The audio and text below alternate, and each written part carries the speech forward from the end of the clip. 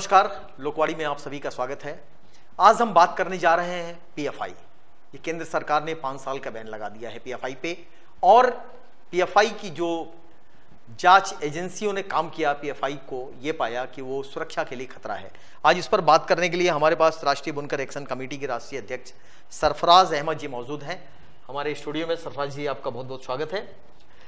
बात हम पीएफआई पे करें उससे पहले ये बता दें कि सरफराज जी वो शख्सियत हैं जो काशी से पिछले 28 वर्षों से तिरंगा यात्रा लेकर के राजधानी दिल्ली तक जाते हैं, और सिर्फ दिल्ली ही नहीं, वहाँ पे सारे वो महापुरुष जो देश के हैं, और उसके बाद फिर अजमेर शरीफ तक जाते हैं। और इस यात्रा का मकसद सिर्फ और सिर्फ होता है देश में अमन चैन कायम रखना। सरफराज जी, बात करते हैं पीएफआई पे सरकार ने जो निर्णय लिया है उससे आप कितना इत्तेफाक रख रहे हैं, क्या आपका मत है? देखिए, मेरा नाम सरफराज अहमद है, राष्ट्रीय बुनकर एक्शन कमेटी का अध्यक्ष हूँ।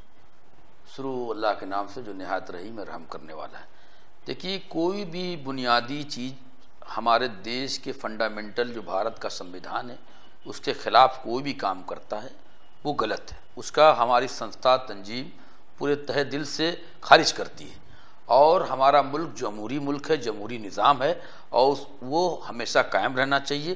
कोई भी इस्लामिक राष्ट्र या हिंदू राष्ट्र बनाने की कोई भी साजिश करता है, इसके मैं खिलाफ हूँ।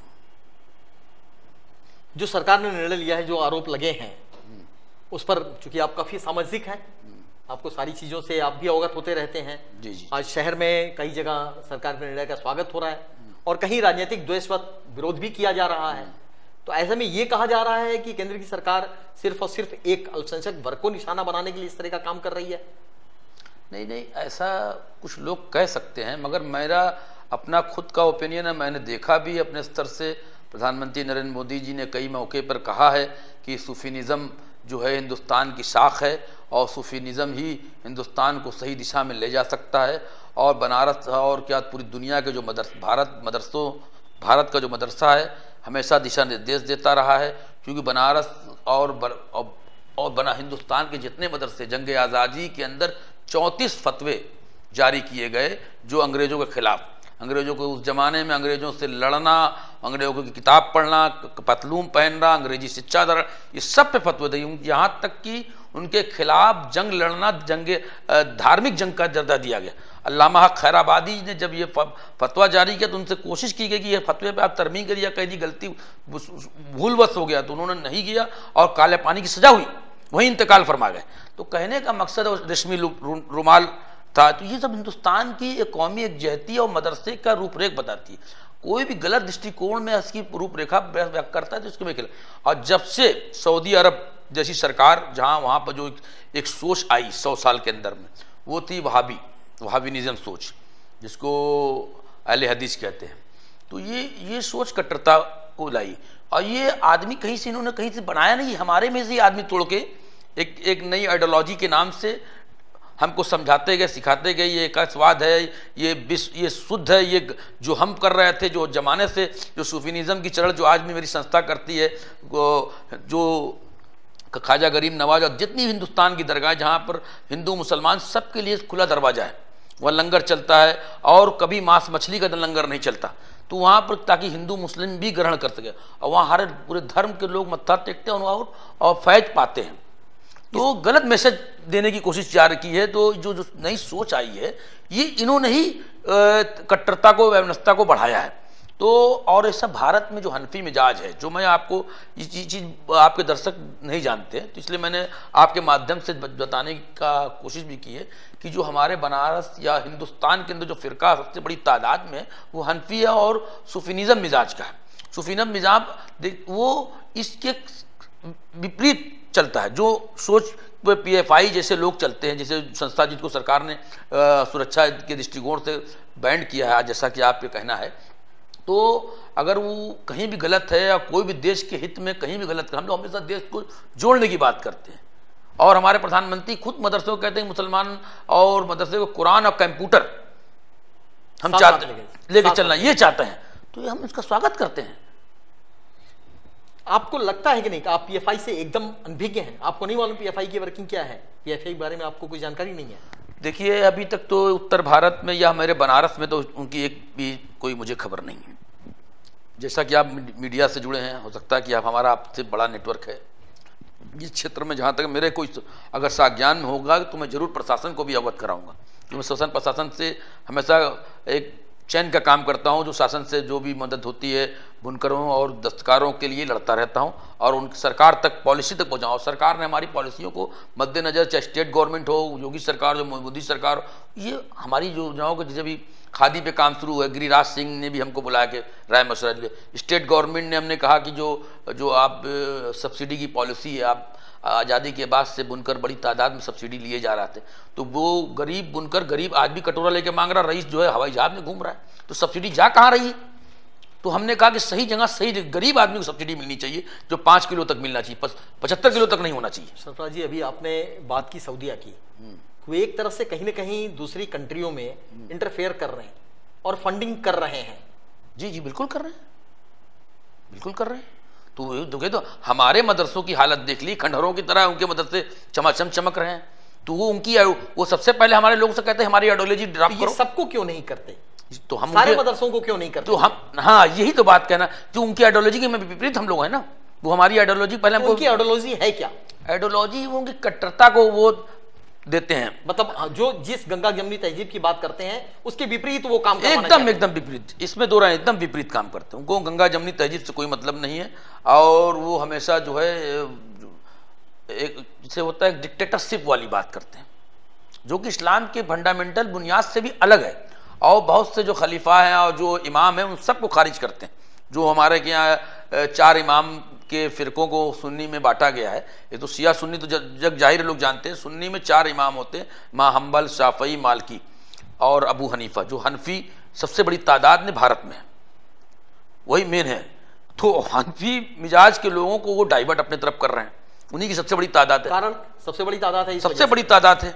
इसीलिए जो भी उनका आइडियोलॉजी सिस्टम है, उनका तलाक सिस्टम है, उनका इस्लामी में बहुत से कानून ऐसे जो उनका सब कुछ अलग है हमसे, वो हमको कहते हैं ये सही है, ये सही है, और हमारे सारे इमाम को सही है। हम डायरेक्ट इमाम आपको कहाँ से पुष्टि करते हैं, क्या करते हैं, मगर हमारे लिए उलमा इनका खंडन करते हैं।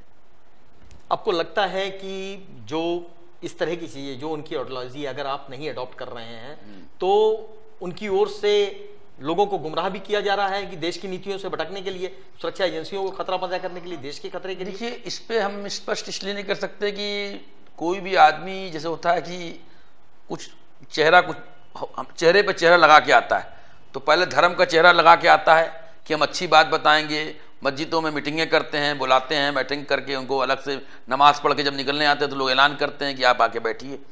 फिर उनके साथ वो मिलते तो नौजवानों 10-5 लड़के उनके साथ घुल मिल जाते हैं। तो इस तरह की आइडियोलॉजी करते हैं। नमाज तो सारे लोग पढ़ते हैं, तो उसमें वो आते हैं, खड़े होकर उनका एक आदमी नुमाइंदा खड़ा होता है और कहता है कि ये, तो पहले अपनी आइडियोलॉजी में डाइवर्ट करते हैं, फिर उसके बाद जब उसकी आइडियोलॉजी एडॉप्ट कर लिया तो फिर सब कुछ कराएंगे। देश की आज़ादी के समय हिंदू, मुस्लिम, सिख, ईसाई कहीं कोई कुछ नहीं, कहीं नहीं, कहीं सबने मिलकर के देश की आज़ादी लड़ी। और आज देश की आज़ादी के बाद देश को जहां होना चाहिए था वहां पहुंचाने का प्रयास हो रहा है।